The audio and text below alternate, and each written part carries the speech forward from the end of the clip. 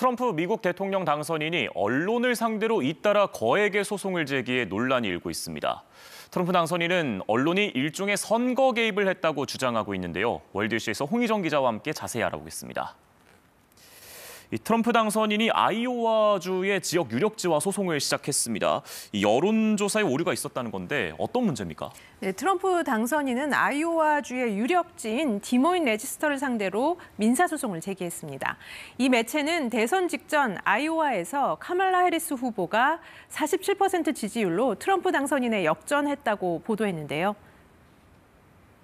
I was as shocked as just about anybody there. Our final poll before the election shows Kamala Harris winning 47-44 over former President Donald Trump.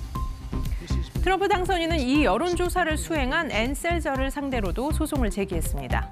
대선 결과 아이오와에서 트럼프 당선인은 13%포인트 이상의 차이로 크게 이겼는데요. 30여 년간 여론조사 업무를 해온 앤 셀저는 이번 예측 실패로 논란에 휘말린 뒤 은퇴를 선언했습니다.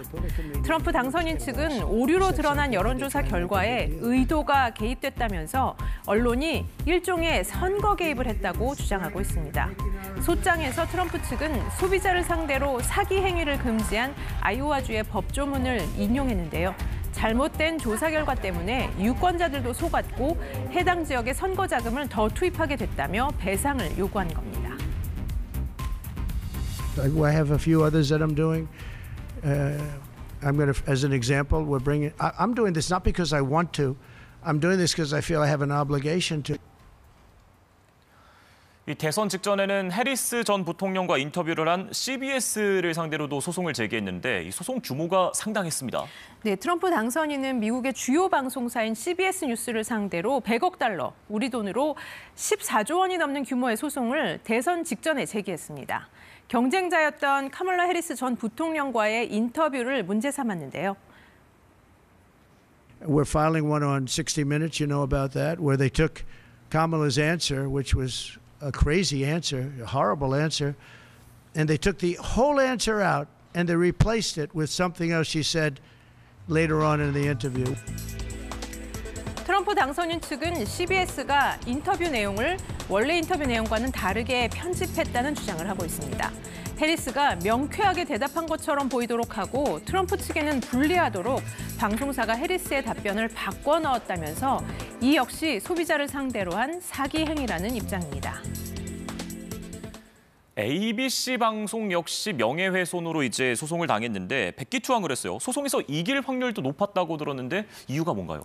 네, 미국의 지상파 방송사인 ABC는 트럼프 당선인으로부터 명예훼손 소송을 당했는데요.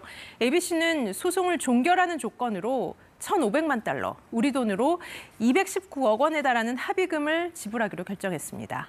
ABC 앵커는 28년 전에 있었던 트럼프 당선인의 성추행 혐의 사건을 강간으로 표현을 했는데 이에 대해 트럼프 당선인이 명예를 훼손당했다며 소송을 제기했습니다. ABC가 소송에 질 가능성이 높아 보이지는 않았는데 이렇게 거액을 주고 합의한 데 대한 의문이 많이 제기됐는데요.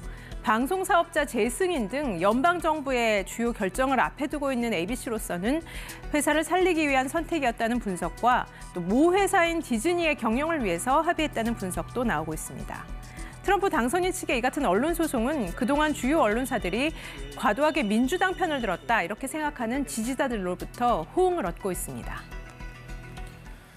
이렇게 본인과 대립각을 좀 세웠던 언론사들을 상대로는 잇따라 소송을 제기하고 있지만 이 트럼프 본인에게 우호적인 언론인들은 장관으로 발탁하기도 했어요. 언론 길들이기 아니냐 이런 비판과 우려의 시각도 있을 것 같습니다.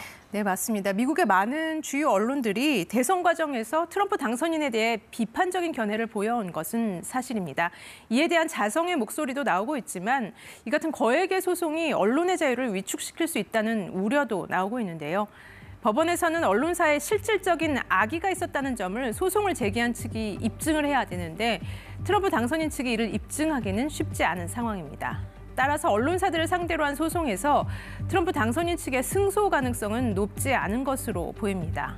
하지만 거액의 소송을 당할 경우 판결에서의 승패와 상관없이 해당 언론사는 강한 압박을 느낄 수밖에 없는데요.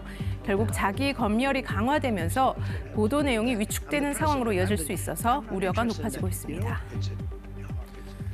네, 오늘 월드 이슈는 취임 전부터 언론사들과 소송을 하고 있는 트럼프 당선인에 대해 알아봤습니다. 홍희정 기자 함께했습니다. 잘 들었습니다.